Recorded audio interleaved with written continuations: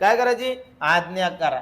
आज्ञा केल्या केल्या तुम्हाला काय सांगितलं क्रियापदाला आज्ञा करा आणि धातूला बाहेर वाढा काढा. मग काढलं का बाहेर हो काढलं बाहेर फाड. पहा बर का धातू बाहेर निघला पाहिजे. वाक्याची सुरुवात पोराच्या नावाने झाली की पोरीच्या नावाने झाली की अनेक वचनी शब्दाने झाली.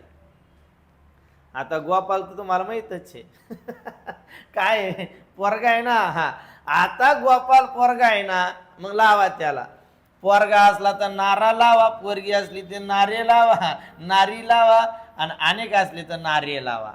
पोरगा दिसला गोपाल लावा त्याला काय नारा. गोपालला नाही धातूला. काय म्हणा आता फाडणार कोण फाडणारा कोण म्हणल्या म्हणल्या उत्तर आलं पटकन गोपाल.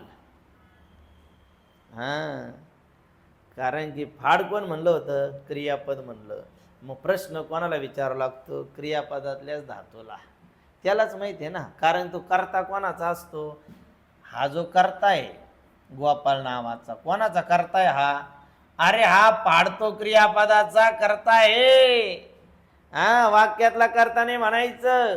गोपाल कर्ता कोणाचा फाडतो क्रियापदाचा.